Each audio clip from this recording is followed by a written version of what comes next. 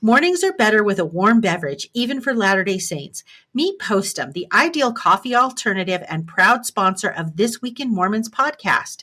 Spotted on the coffee aisle at Smith's Grocery or at your local nearby store. Can't locate it? No worries. Order it at postum.com. Explore delicious recipes to tailor your Postum experience. Start your day off right with Postum.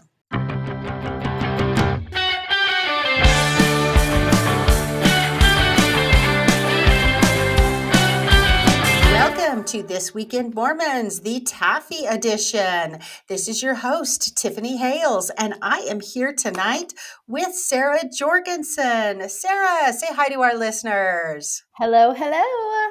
Yes, Sarah, it is so nice to have you back. I've had you on one time as a guest where we've recorded an actual episode, and then you've been kind enough to join me on several of my general conference wrap-ups, which I completely appreciate. And it's just been fun to have you back here with us tonight. I'm so thrilled to be here. This is a fun thing that, you let me do. So I'm glad anytime you need me. I appreciate that. So Sarah, tell our listeners what's going on in your life. For those of you who don't remember, Sarah lives in the thriving metropolis of St. George.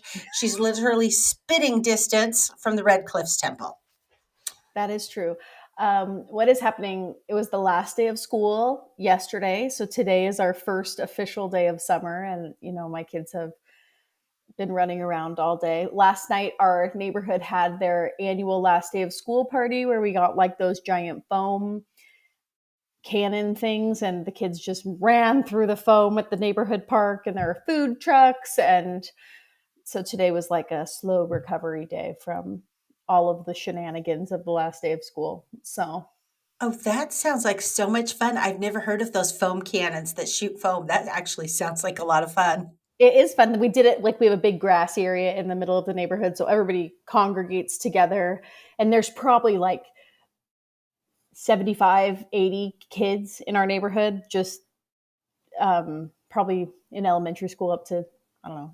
Anyway, there's a lot. And so all the kids come together, and it's just like mayhem, just running through the bubbles, and it's cute and fun. Oh, how fun. How's your temperature down there? Have you started to heat up for the summer yet? We have, like a couple weeks ago, I was like, oh no, man, we are already super hot, but today was only 89 degrees. So like, I'm not mad about that. So it's supposed to be 90s all week, and that's like play outside weather. So we're all in for that. Hilarious. So in other words, last night when the kids were at the park running through the foam, it was like the perfect temperature for them.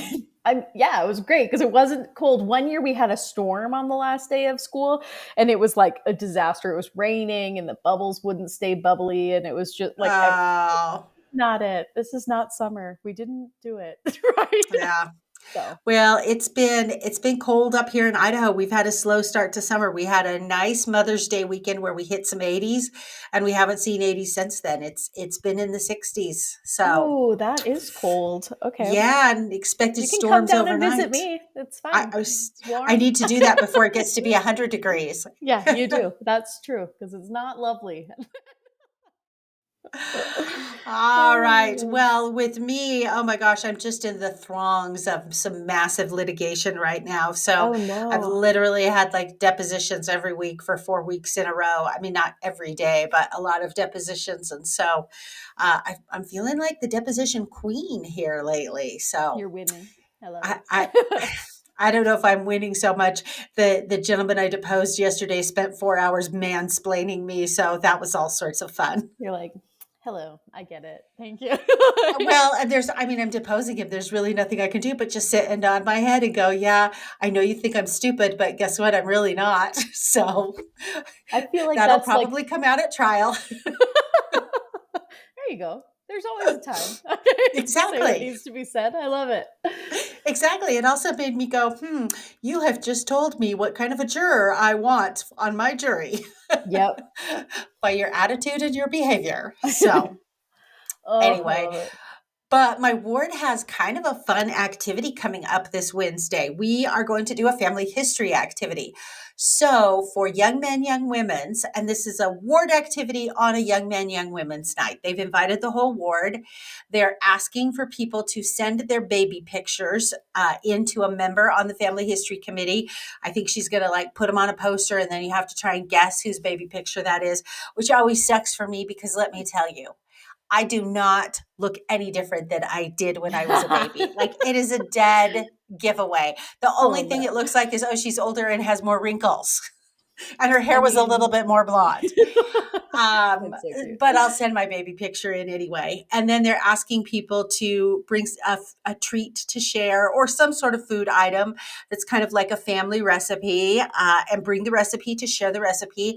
And then they're going to have everybody there with their phones, and they're also going to have computers, and they're going to help people get on Family Search and learn some tools and some things like that. And the other thing that they did that I think is so cool is they put together a family history group within our ward. And so if you join the family history group within the ward, you're in there with other ward members.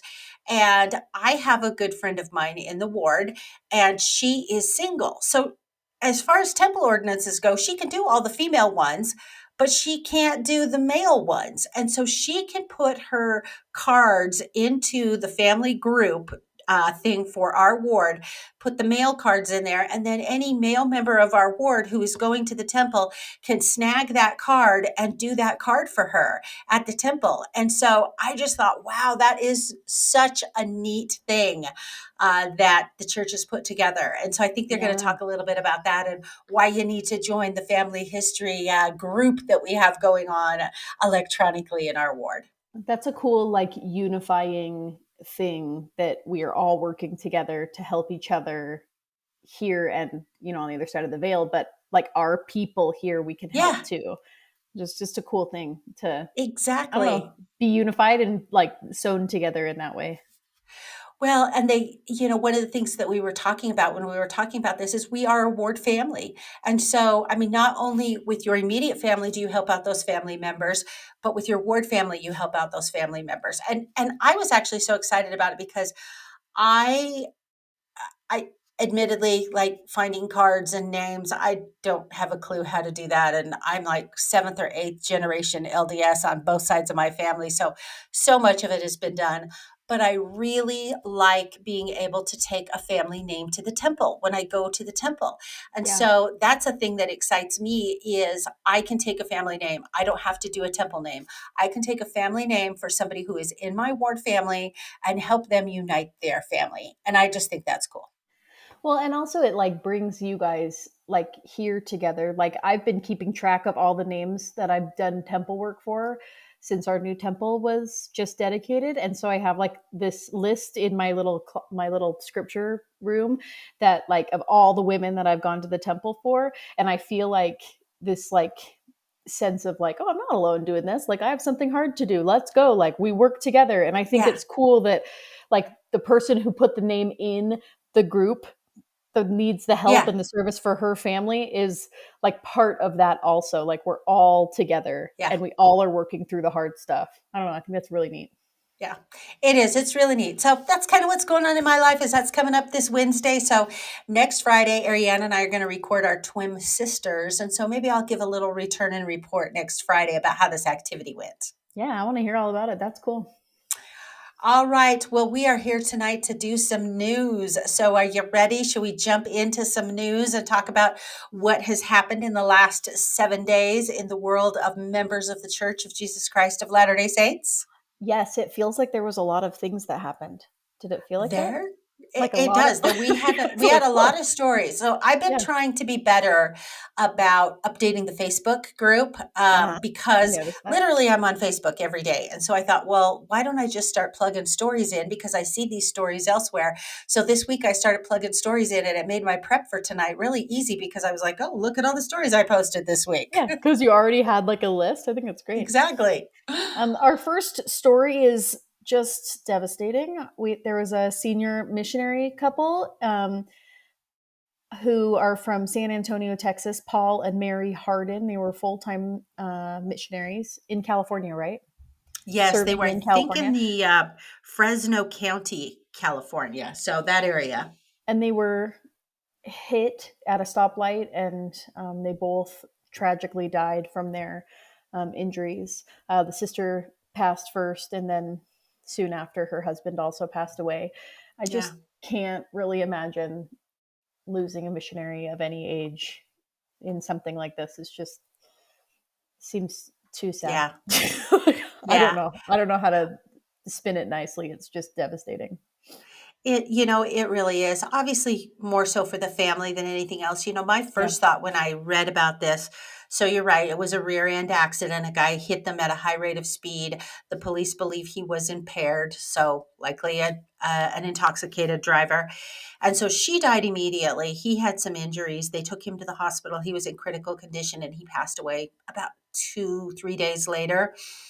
Yeah. And I have mixed emotions on that because obviously it's sad to lose both of them. But at the same time, I think about him and had he survived and woken up and realized his wife was gone, he would probably be like, why am I still here?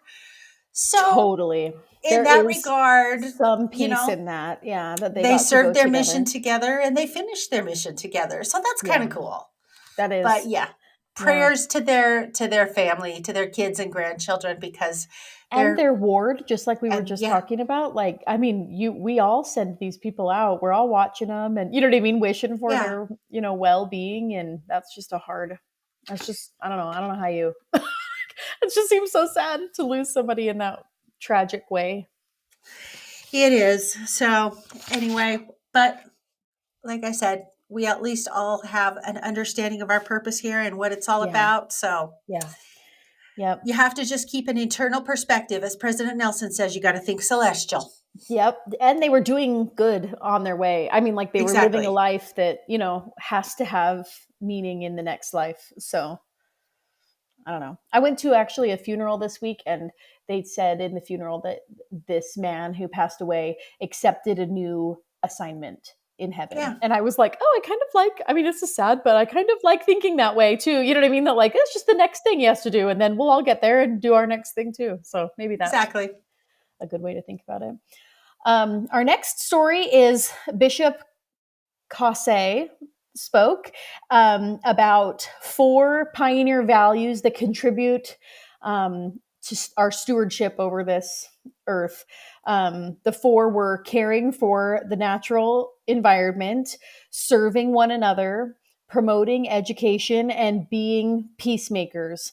I think that this is a really important message. I love that we need to use our resources wisely. I think that's something that sometimes is easy to forget in this world where everything is just, I don't know, nothing lasts forever and it It's just very is hard. disposable. Yeah, it just feels like I think that's an important lesson that sometimes is easily forgotten. Um, Serving one another. I loved that he talked about the pioneers when they came in order to be successful, everybody was needed and everyone also needed something. And so they all just traded their skills. And I really love thinking about that when thinking about building community in our neighborhoods now. It's easy to go like hire somebody to do something or, you know what I mean, work on your Yeah, own or, like, I don't know, but I love the idea of needing the people near you. And then like I need them and they need me. Um, Education leads to better self-reliance, he talked about, which is, I love that the church is being really implicit on their promoting all to continue their education from wherever they're at, and being peacemakers. Serving together brings different people together and different ideas together, and then it raises everybody yeah. up when we learn from each other. And I think those are just like core principles for living amongst each other now. So, I love it too. He gave this talk at the crossroads of the World International Trade Summit that was held at the Zion Technology Center in Midvale, Utah. So there was a bunch of people from all over the world and a bunch of individuals there who were not members of the church. And so I really liked how he tied in um, the pioneer values. Utah Yeah. was founded by pioneers, and people are there in Utah, probably maybe even hearing some pioneer stories. And he Yeah. was saying, let me tell you what those pioneers learned, and let me give you a modern day application of what those pioneers learned Yeah. and how we can use that in society today. So I really like Bishop Caussé a I do lot. too. I do too. He's one of my favorites. And I just love that he's like unabashedly talking about like environmental things, which Exactly. Yep. we don't hear about it very much. And it's No. kind of a hot topic, but like, I just love that he brings it back so like softly, but like carefully and purposefully. You know what I mean? It's not like Yep. hammer down. It's like, no, we need to love each other and our earth. Like, it's just like soft, you Exactly. know what I mean? And true. Like, I feel like, yeah, man, Yeah. I'm with you. Let's do it. Well, and just that by taking care of those resources that we have, that's really an expression of our gratitude to Exactly. God for the Yep. things that we've been given. Yeah, I love it. I really have loved hearing him more and more. Yep. Okay, so our next story. This is kind of some exciting news out of the state of Utah. The Church of Jesus Christ of Latter-day Saints created Utah's first Spanish language stake. So they have a number of wards down there that are Spanish language wards that were presumably part of larger stakes, but they took a bunch of those wards and they combined them into one stake. And I just think this is so cool. And their reasoning behind it is even better. So, let's see who was speaking here. I cannot figure out who this is attributed to, but this is what it said. What he said: this stake will be a refuge for its members who have come from different countries or have joined the church in Utah. In addition to the benefits of gospel learning in their own language or wards or branches, they can now have larger youth activities, which will help strengthen those youth, and they will have more leadership opportunities for all. It And was Elder Godoy, Carlos oh, Godoy. thank you. Thank Yep. you for grabbing that for me. So, what's really interesting is the makeup of the stake presidency. The I president know. is a 34-year-old native from Mexico. His counselors, one of them is from Ecuador, and the second one is from Venezuela. So, we're not even talking Americans here, people.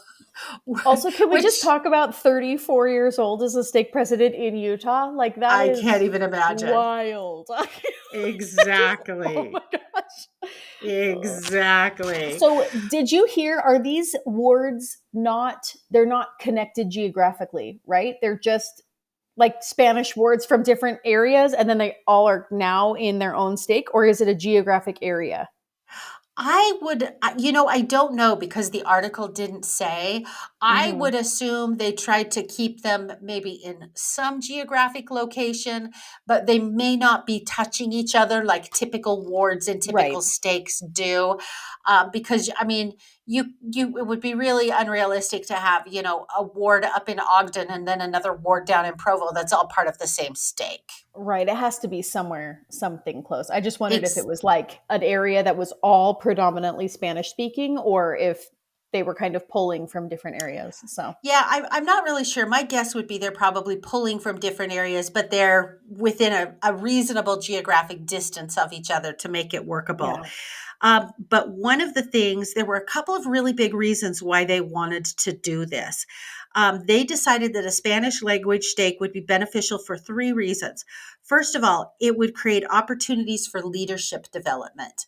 And they are so not wrong about that. When you think about the makeup of stakes down in Utah, the leadership bench is deep. It is really, really deep.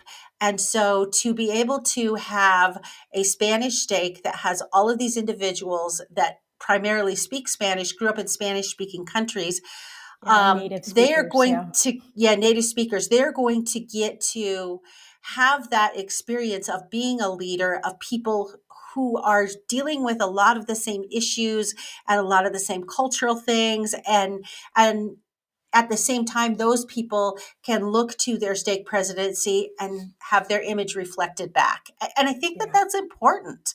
I think it's super important. And the more that you develop those leadership opportunities within those communities, that the better leaders you are going to produce. They also said it would enhance missionary work. And then, of course, the third thing is enhance participation among youth and adults by creating a gospel centered culture where members can worship in the language of their heart. So I think that is awesome.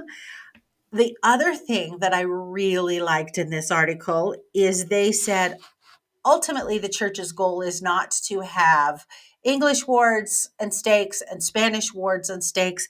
The church would like to have a hybrid stake, a bilingual stake, rather than a cultural or single language stake where we have representation from multiple languages. If it were a bilingual stake, you might have some prayers in English and some in Spanish. You would share the languages and try and create one experience for everybody. I love that idea.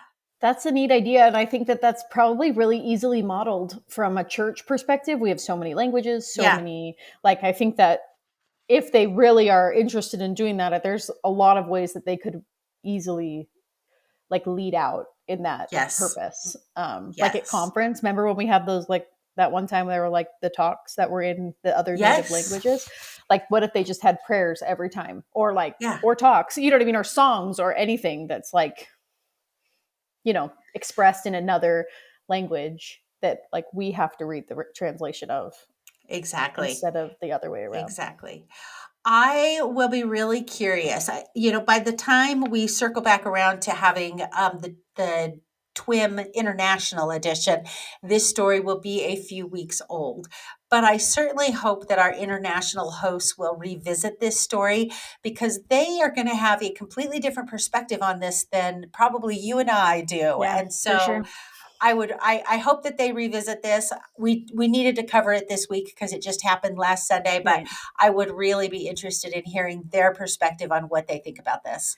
I also wonder what the like I'd love to talk to someone when they say we're trying to create leadership development opportunities. Like what is the goal to give a lot of people the opportunity to be leaders and learn and grow in new ways, or is it the point to like have lots of leadership so lots of people in the ward connect to a leader, or like what, like I just would love to hear a little bit more Yeah. about what that means and like what the purpose of that is, because like I think it's interesting to create a stake, and one of the main reasons is to create opportunities for, like, are we Yeah. supposed to want to be leaders, or are we supposed to, do you know what I mean? Like, it's just an Yeah. interesting, like, I just Yeah. wonder sometimes, like, what does that mean when we're saying we're developing leaders? We tell our youth that all the time. Yeah. And I'm like, but I know that we want like people who are strong, and who like can make choices, but like, it's just like an interesting thing. Do we want them all to be church leaders, or do we want like people who are just centered and able to serve? Yeah, I don't know. It's just an interesting thing to think when that was like the first thing they said about it was we want to create leadership opportunities. I think it's a dynamic that creates both because you've got some Yeah. people who would never feel comfortable in a leadership role Oh, for whatsoever, sure. Yep. but really do like having a leader that they feel they connect with. Hmm. And this might be an opportunity for them to have a leader that they connect with, and that Yes. leader gets an opportunity to lead, because I think as a leader it's a twofold thing. You are there to serve and help the people that you have stewardship over, but at the same time the Lord is refining you and you are Totally. learning, Yeah. and that's what's so beautiful about it. Well, and I do love the idea of having people that are like born or like fundamentally different, like culturally or something. Like I Yeah. think that like we need more, I mean we do need Yes. more leaders that have like just a whole different way of viewing the world, because Yeah. like we're all better when we hear more ideas and more ways of doing Exactly. it. So I love that like point of this. I just was like, I just always think it's interesting when we like say we need leaders, Yeah. but we can't all do that. We can't all Yeah. be the leader, you know what I mean? So it's Yeah. like, No, we can't. it's just an But interest, and no, it's we don't even all want to. It's not that we have to. I just think it's like an interesting thing to like put on the list of, this is why. You know what I mean? exactly. So Let me think All about it. right. Well, let's move on to our next story. You have this one. This one's kind of fun. This is a woman that I think should qualify for exaltation, like right now, Immediately. Her immediately. her name is Explain to our Lori. listeners Yes. why. Her name is Lori Sandahl, and she has been teaching early morning seminary she just retired after this school year, and she's been teaching for 24 years. I can't even fathom doing early morning seminary. I mean, I barely made it through Yeah. seminary and my early morning seminary, my 4 years. And I can't imagine, doing it for that long. My whole life feels like crazy. But I can't either. I only had to do 1 year of early morning seminary and then I had release time. But I am not kidding when I tell you I slept through that entire year of early morning seminary. I don't know. But I do know that I had 4 years of early morning seminary. It started at 5:45 a.m. And um, I had two great teachers and two teachers that tried hard, but I just didn't connect with. I'm sure they were great Yeah. for someone else, but just not for me. And but I remember still lessons that were taught from those Hmm. two teachers that I just really got, and they got me, Yeah. and that was like Yeah. really good. But it kind of talks about in this article about how she wrote in her journal right before her first lesson that she was just so nervous, and she's prepared for hours and hours, and she didn't feel confident, and everything was like, I just want the students to have an experience with the Savior. And I think that's such a neat lesson, that how many classes of high school kids that had gone through Yeah. hers and seen her testimony and her preparation and her zeal in this. And I just feel like people like this should be immediately sent to heaven. I completely agree. And It's the so cool. overwhelming thing that all of her students said was they could tell how much she loved the scriptures and the Yeah. Lord. And And I then think at the very end of the article, they also mentioned that over the last 2 years, that seminary enrollment has increased by 22,000 students. yeah, And I think that has a lot to do with the teachers and the quality and caliber of people that are spending their exactly. sometimes volunteer time to really, impact those Exactly. lives. So And we should 22,000 is a big clarify, deal. it wasn't 22,000 students in Elko, Nevada. It was just overall throughout the Oh, church, it's increased by 22,000 students. that's a great clarification. I'm glad you Elko. It's probably like, excuse me, right? We did Yeah, not. Okay, that's a lot. exactly. Exactly. That's funny. But yeah, the article referenced President Nelson's call to the youth to get yourselves enrolled in seminary, Yeah, and that the youth answered that, and they did, and that seminary cannot function without these. Without there's both paid teachers if you live in a highly concentrated area with members of the church, but the majority of them, I would venture to say, are probably callings and yeah. people who do this as a calling, which again, I can't even, 1 day of teaching seminary would frighten me. Well, my dad taught seminary all through I never had him as a teacher, but he taught before I got into high school. He taught my sister a bunch, and Wow. I actually loved watching him prepare to teach seminary, because he's like a really sensitive man to the spirit and Hmm. to people around him, and he just brought people in. Like, people would come into his class that weren't supposed to be there, and just connect with him. And it was one of the coolest things I've seen, is my dad connect with these kids that probably wouldn't have made it through Yeah. seminary if someone didn't catch them. And my dad just always just gathered all these people into his classroom. He met in the high council room, and he had all of these students. Every chair was full. Just people were just crowding in there to be in his classes. And I remember thinking oh my gosh, you're just doing that for fun? Well, Oh, because that's it's so so early awesome. and so tired. We had him all over for conference. He always watched a session with his seminary class. And so they would all come over, or, he'd have little Yeah. things, parties and stuff. And they still talk about it now. And we're old, you know what I mean? We're Yeah, way out of high school. Do you know what I mean? So I do. Yeah. it's just neat When to see the impact that people a like this good have. seminary teacher can make that connection, and that's Yeah. awesome. Yeah. All right. So our next story is a little bit sad, but also a little bit happy. And we don't really know what the outcome of this story is going to be. Yeah. Ariane and I have talked a lot about rodeo. We are big rodeo fans. And if you are a big rodeo fan, you recognize the last name of Wright. They are a family that is out of Milford, Utah. It began with the dad, Bill, and he had 13 children, and have gone on to be several of his sons have gone on to become world-class professional rodeo, mostly bareback riding and some bull riding. And he's also got some grandchildren that are into it now. So one of his sons is a gentleman by the name of Spencer Wright. And Spencer's been around for a while. I've seen him in rodeos. He rides bareback. The whole Wright family is amazing. He had a tragic accident involving one of his children earlier this week. He had a 3-year-old son who was driving a toy tractor and accidentally drove this toy tractor into the river.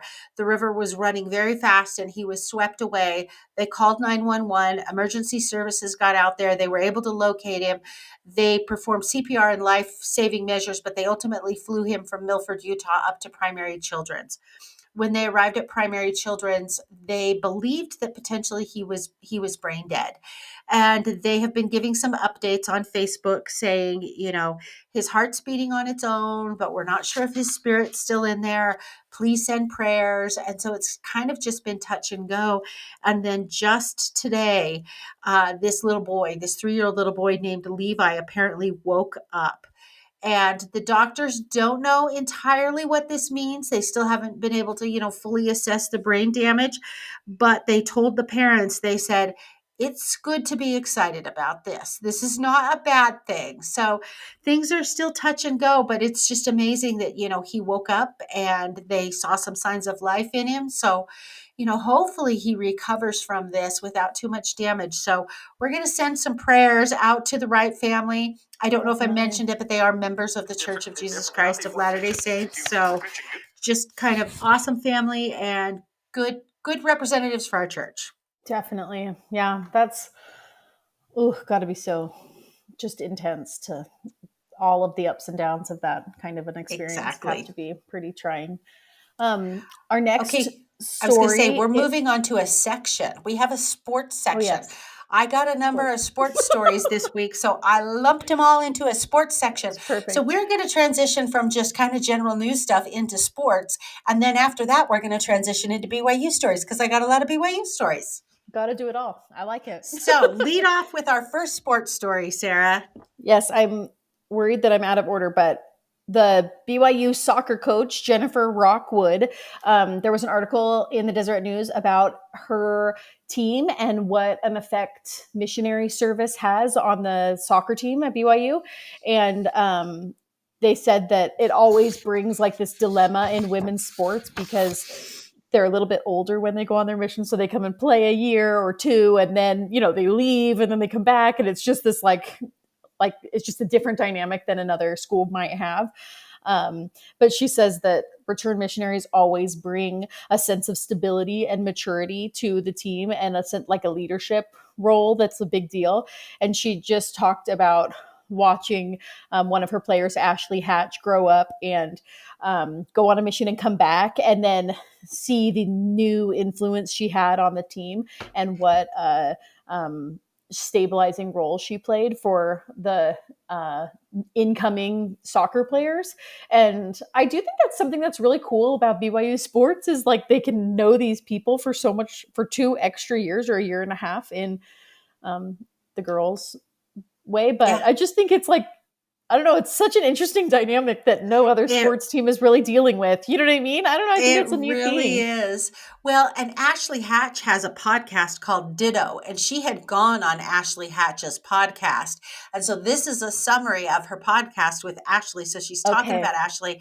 And one of the funny or kind of, I don't know if it's funny or interesting things that Coach Rockwood says is, when the missionary age was lower, she didn't think that much about it. She didn't think that'd really affect her. And all of a sudden there was a tidal wave of girls that came in and said, I think I'm supposed to go on a mission. And at first she didn't know how to deal with that because they hadn't planned for that. I mean, totally destabilizes your team and your plan. But Yep. now she just kind of understands that that's likely to happen because year after year, she has girls that come to her and say, Yep. Jen, I think I'm supposed to go on a mission. Because not only do they want to be really amazing soccer players, they also want to be really amazing missionaries. And she wants Yeah. them to have that opportunity because one of the things that they definitely come back with is a larger sense of purpose. The Yeah. world does not revolve around soccer. There are a lot of other things, and soccer is just one. Yeah. I also think it probably helps them. Like if you're really driven in one area, you're usually probably pretty driven in multiple things if they're both important to you. And the gospel of Jesus Christ is Yeah, important to all of us. So, of course, a lot of the soccer player, or anyone that's going and yeah, doing things that are highly driven people are probably driven in a lot of different ways. So it's not exactly. shocking that this is the situation, but I don't know. It's interesting. Yep. All right. Do you want to do the next one talking about Sister Clutch? Yeah. Yes. She is just an outstanding softball. Okay, a catcher. I was like, what is she? Yes. But In fact, I should say Clutch is not her last name. That is her nickname. Her name is actually Jocelyn Erickson. oh, that's what got me. I was like, I don't know who that is, but I think we're going on to the next Yes. story. Yes. Yes. No, that is the nickname that they have given her in her ward, but her Okay. actual name is Jocelyn I Erickson, was and like, she is a softball player.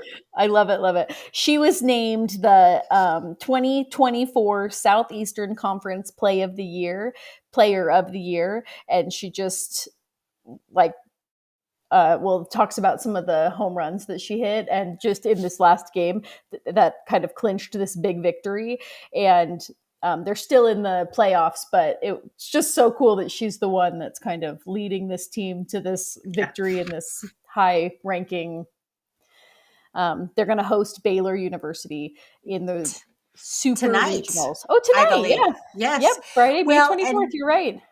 she grew up in Arizona. She's the youngest of five kids. She's got every single one of her siblings played sports, including at least one or two sisters that played softball. So by the time the parents got Long to her, they legacy. understood the whole recruiting process.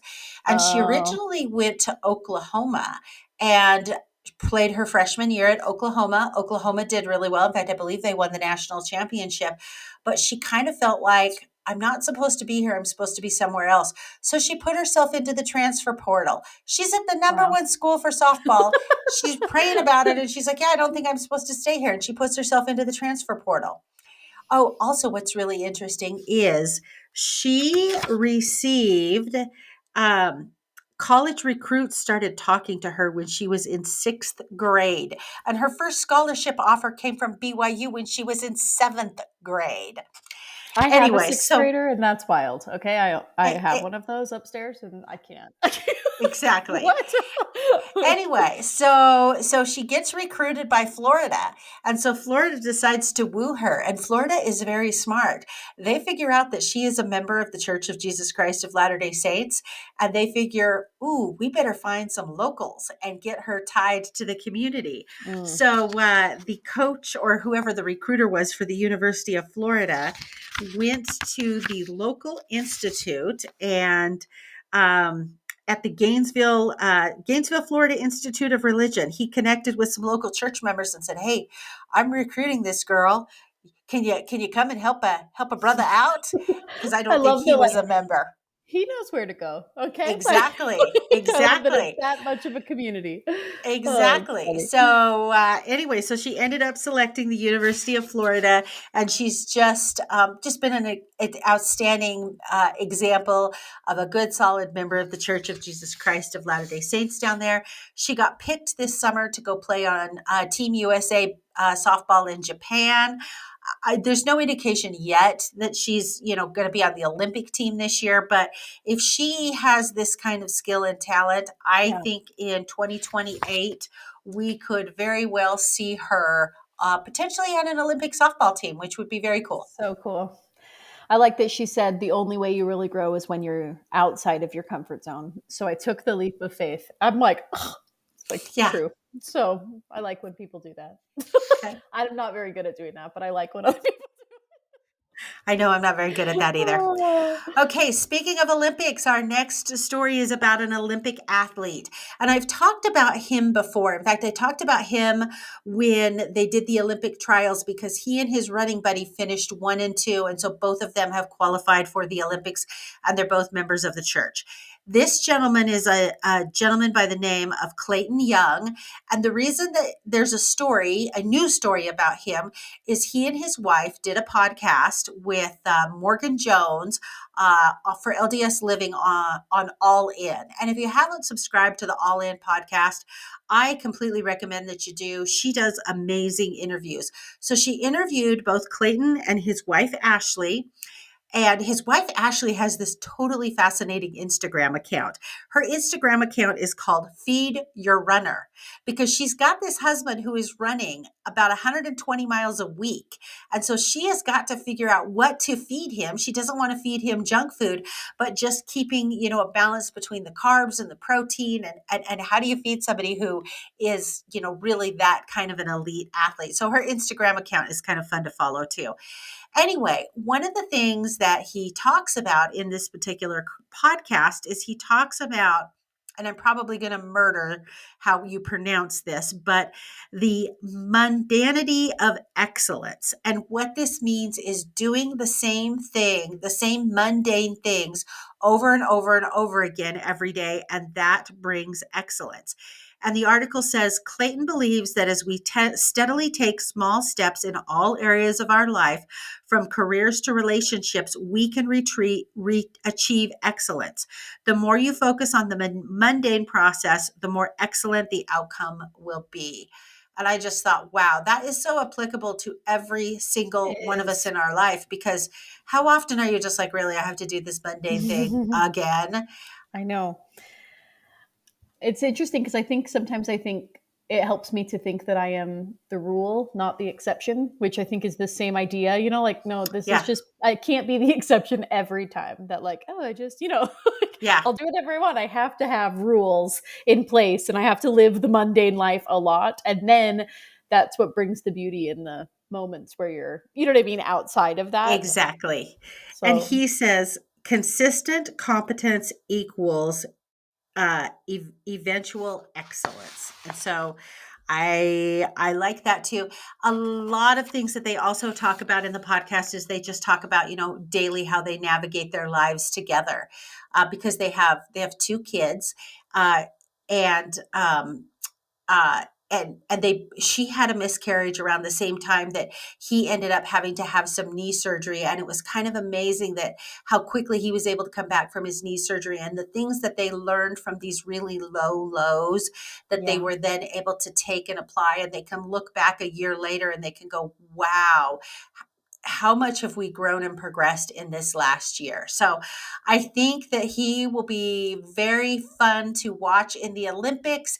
Ariane and I will be providing full Olympic coverage here because we love the Olympics and we want to follow and cheer and support all of those members of the church that are participating in the Olympics. And the marathon is going to be a fun race to watch with him and his teammate.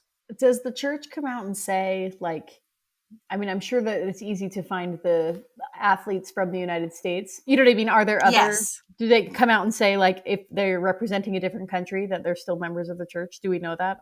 Oh, yes. Usually the Okay. Deseret News will do a pretty Okay. good article that will give a breakdown of all of the members of the church that are participating and what countries they are participating from. And usually a month or so before the Olympics, when the teams are set, they will put a call out that says, hey, if you are participating in the Olympics, will you please let us know, because we want to include you in our article, because there are obviously some high profile ones here in America that they are going to be very well aware of.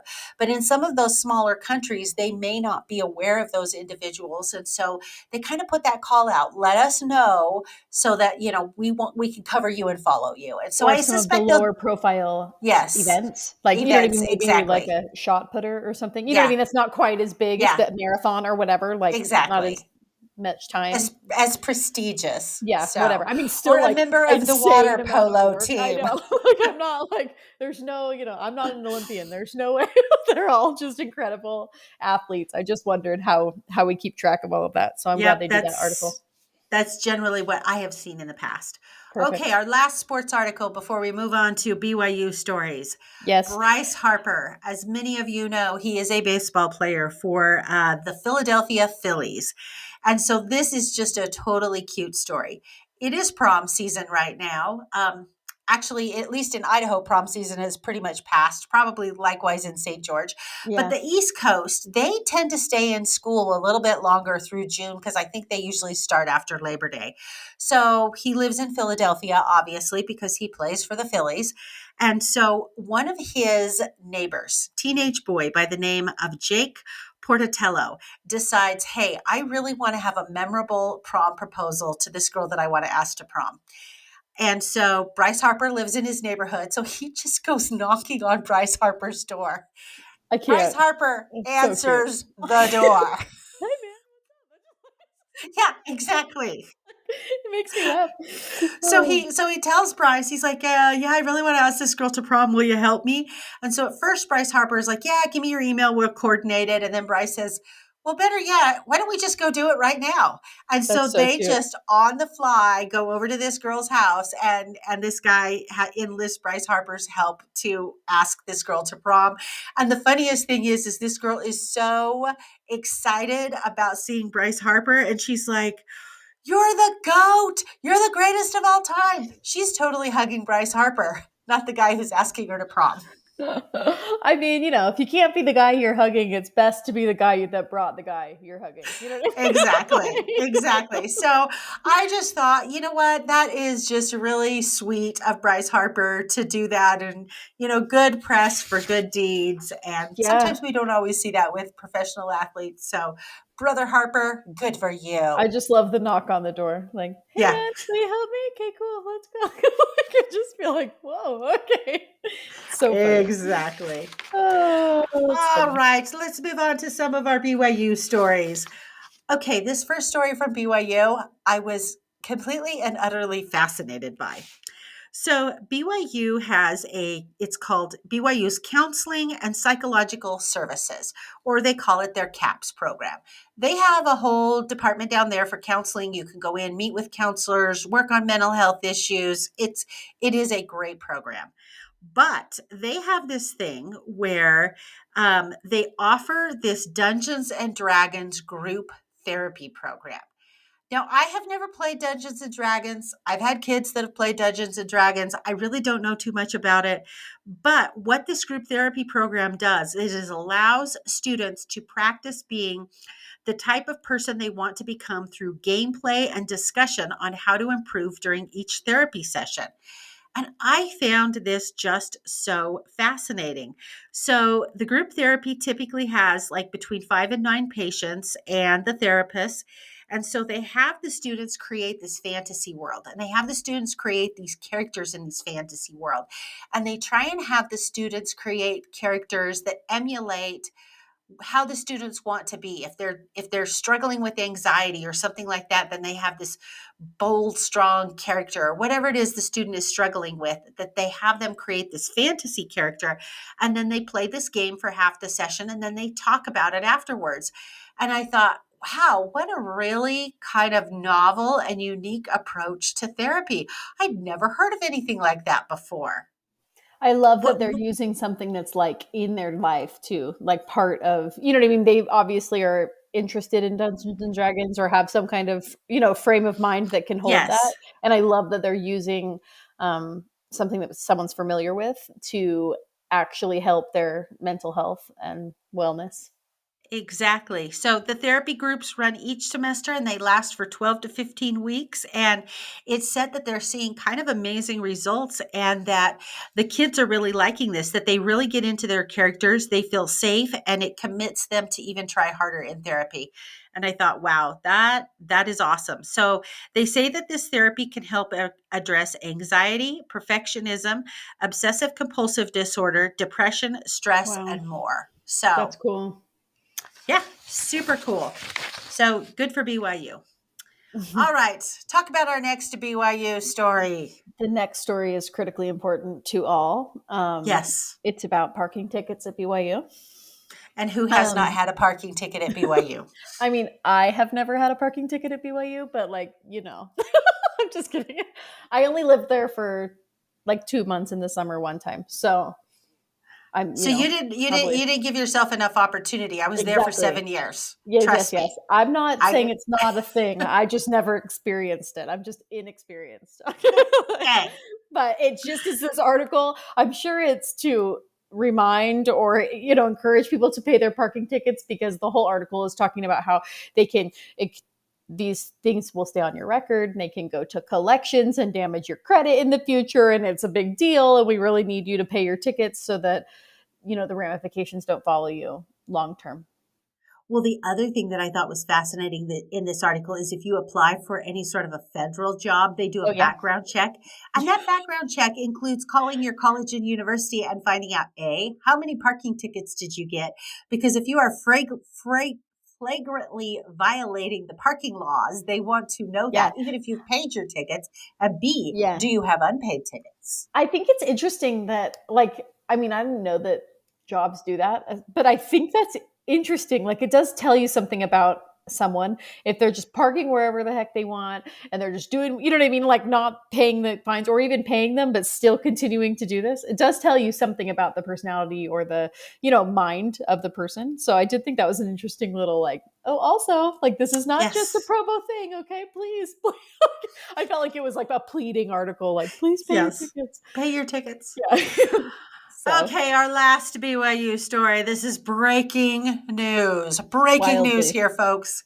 BYU, Idaho, their enrollment numbers have increased. We have a whole article on on eastidahonews.com about the increase in BYU, Idaho enrollment numbers. It's a big deal. Big deal. Or if Matt and Melissa, if I were playing the game with Matt and Melissa, I would say, no deal But yeah, whatsoever. very Who no deal. cares? I did think it was interesting that their male population is 52% and their females are 48. So there are apparently more gentlemen attending BYU than ladies, at least BYU, Idaho. So Does BYU, do those numbers that they're using the whole percentage for? Did it say? I think it said there were 17,000 people that lived on campus, and then it said yes, that there were 18,000 pathway students. Are it those did. numbers with pathway? Like, is that 52 and 48% with pathway Well, students or no, in because I think Rexburg? it's Okay. just the students in Rexburg because they said there were 8,864 male students, Okay. Yeah. 8,331 female So students. that'd be So that 17, would be about the the 17,000 on campus ones. Okay. I on just wondered because campus. it's kind of wild that they have just, I mean, more off campus pathway students than they do Yeah. on campus, that they serve double. Yes. That's kind of a big deal. I think that is a big deal. I think it speaks volumes to the success of the pathway program and I think that's great. Maybe So, that should have been the the lead title of the story. article. But whatever. It's cool. I'll be sure and email Nate Eaton, their news Yeah. director at eastidaho.com news, and say, Nate, really? Yeah. Really? Go You put this on your BYUI. website? Stay So, strong. Yep. speaking of Nate Eaton, that brings us to our Mormons behaving badly, which I have no news stories this week for Mormons behaving badly. So, that's awesome. But I Hallelujah. do have a brief update of the Chad Daybell trial, which, of course, Nate Eaton from East Idaho News is extensively covering. I've been listening to his Courtroom Insider. Here was the big news related to Chad Daybell this week. The defense began on Monday, and the defense began by calling two of Garth's children. The first witness that they called was Emma Murray, who is, or not Garth's children, excuse me, Chad's children. Chads. Yep. Emma Murray is Chad's daughter, and then they called Garth Daybell, who is Chad's son. And their testimony was fascinating on so many levels. I had to call one of my friends and debrief because I did not believe them in any way, shape, or form. And I thought, is that my bias coming through, or were they just Yeah. really not good witnesses? Neither one of them showed any emotion whatsoever. And with Emma, you know, it was obviously discussed that her father was having an affair, and that came to light. She is just kind of nonplussed that her father is having an affair and cheating on her mother. It's kind of like, oh yeah, I bought tomatoes at the grocery store last week. I mean, she seems so completely nonplussed by it, and I'm like, I mean, I think though, if your father is on trial for murdering children, maybe the affair is the least of your worries. true. But she Like also maybe you're seemed just like, I don't know. very nonplussed about the fact that the Yeah. children were Yeah. found in the Obviously, backyard of there's the some stuff property going on, she's right? now living That's in. yeah, yeah. Okay. There's more to it. But Exactly. And Garth, I mean, I was just like, he was struggling to answer some of the questions. And I'm thinking to myself, this is the day your mother died. That is a pretty traumatic life event. I would assume that a lot of details about that would be burned into your memory because yeah. it's a lot different than just a typical day where you're going about doing the very mundane things that Clayton Young talked about in his podcast as an Olympic runner, that Yeah. you're going to remember those details. And Yeah, there it's were interesting because you don't just, quite know their mindset going in. Like you yes, just know what they've been prepared like to share. I mean, this is what will yes, help. This is what we need from you. This is yeah, the purpose of your, the explicit purpose of your testimony. But there has to be so much more inside of well, those like whole souls. You know what I mean? That they, just from what I understand, wholly believe that their father is innocent. They believe that their father did not kill their mother, and they believe that, the children that ended up in the backyard buried, that was all the result of Lori and her brother, that but their isn't it father had nothing to do with it. still traumatic? Even if your father had nothing to do with it, even if that, like, Very let's give true. him that. Let's say it's true. I will There's give him that. still emotional, like, ramifications of finding children's, you know what I mean? Like, Yeah, the remains there. Like, there's, like, you don't have to, you can't cut it all off. Even, you know what I mean? Even if yeah, Chad's completely innocent, we can, like, pretend that's the reality for a second. And, like, you still have a reaction to yeah, that being found. So that's kind of weird. yeah, yeah, yeah. There were just things that, like I said, just I was like, huh, it will be interesting when the trial is over. Yeah. I am sure that Nate Eaton will get the opportunity to speak with at least one juror. Yeah. It will be Yeah. interesting to hear that What their juror's take take is. on their Yeah. testimony.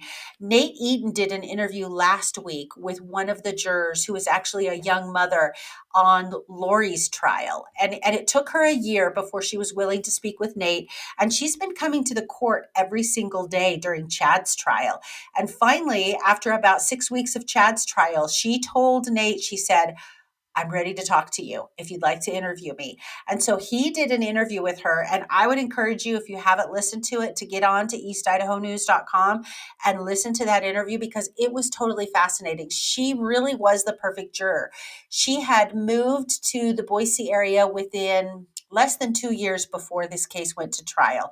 She literally knew nothing about it, which again kind of blows me away. That's So she crazy. went into it. She went into it with a very open mind because she had not read anything in the media about it. She didn't know anything about it.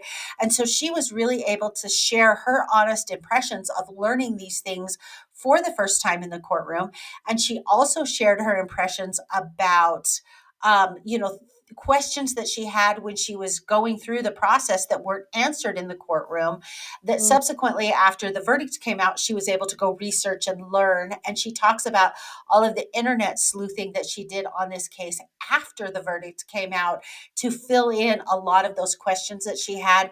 She also talks about the PTSD that she suffered as a result of oh, I'm having to sure. sit through this trial, and that she'd gone to counseling to deal with that. It was an absolutely fascinating interview. I totally recommend it. Yeah, I gotta listen to it. It's on my list. It's on your list. I All really right.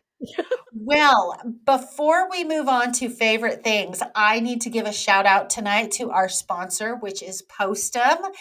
It is unfortunate, Sarah, that you are in St. George because otherwise I would make you drink some Postum with me and we would have a little Postum toast. I'm so So sorry. But that's I will look at Smith's because I have been okay. looking for it to, honor the sponsor of this podcast, and I haven't been able to find it. But you told me Smiths might have it. I So I'm did. gonna go I there. told you that my understanding is that in Utah, the Smiths carry it. So go look at your local Smiths and you should be able to find it down there. Again, I recommend you the chocolate. That is the cocoa flavor. That is my very favorite one. In fact, Ariane came over to my house this week to see some landscaping updates that we did, and she wanted to grab another bottle of chocolate from me. And she saw the landscaping and got home and went, dang, I forgot to grab the chocolate Postum from It you. was And I so said, I'll get inspiring. it to you. Yeah, it's So cool. Go to anyway, so Smiths. Postum, thank you very much for being a sponsor. We appreciate it. Love it. All right, let's move on to our favorite things. Sarah, do you have something you would like to share with Yes. us tonight for your favorite thing? I do. I just found these at the store and they're just so cute. Okay. Oh, I can hardly wait. This is it. Have you seen these yet? They're Little called Skittles. Littles. Look how teeny they are. Look. Oh, they are tiny. So they're what, about half the size of a regular Skittle? Yes, and it's dumb. They taste the same, but they're just so cute and so small, and I love them. I use them in our primary in our ward to like Okay.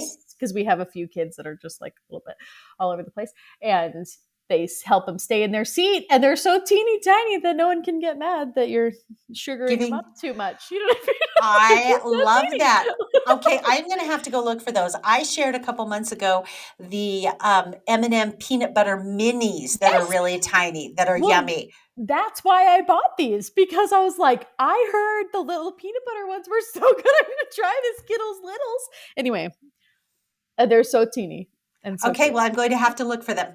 Okay, well, my favorite thing tonight is also a candy. I'm going to hold it up.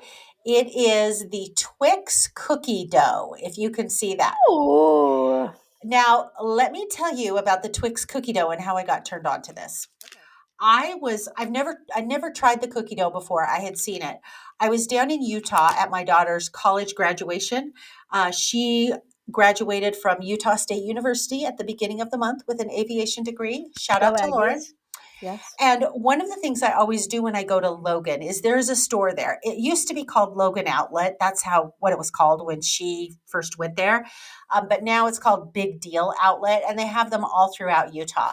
And they are kind of like Big Lots on steroids. They buy all sorts of like food stuff that's close to being outdated, probably pallets of Amazon returns, Costco returns, things like that. So you go there and they literally have just like so much candy. I mean, it is unbelievable the amount of discount candy they have. So they had a bag of the Twix minis that had this cookie dough. And I thought, Okay. I'll buy that bag and try it. So I brought it home. I put it in my candy stash. And then my husband proceeded to raid my candy stash. And he How dare nearly he? ate the whole bag of these. I think I only got like 3 of them. And I'm like, dang, Hey, which is big okay. deals. Gave that to me. I don't mind sharing my Twix cookie dough minis with him, but it was just making me disappointed that I hadn't bought more of them. So today, when I was at Walmart, I knew I wanted to share this tonight, so I was able to find the double bars at Walmart. And so you Ooh. better believe I'm going to be hiding these from him Yeah. because I'm going to consume these all on my own. A new candy stash location may be in order. Just saying. I may have to have a candy stash location that he's aware of, Yeah. and I may have to have Yeah, another maybe candy not. stash location that he's not. We all have our tricks. You know what I mean? So it's Exactly. fine. Exactly. I get mad if the kids get into my candy stash. I am not upset if he gets into my candy stash. Yeah. He can swipe all my candy. I'm totally fine with that.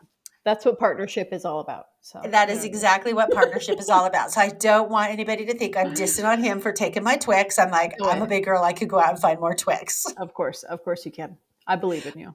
But yes, we were both quite surprised at how delicious they were. I also wrote that down.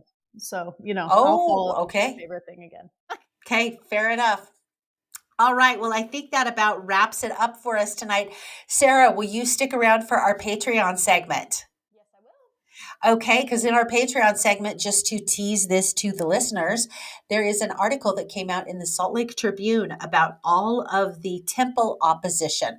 We're seeing a lot of opposition every time we are putting up a temple, at least especially in the United States.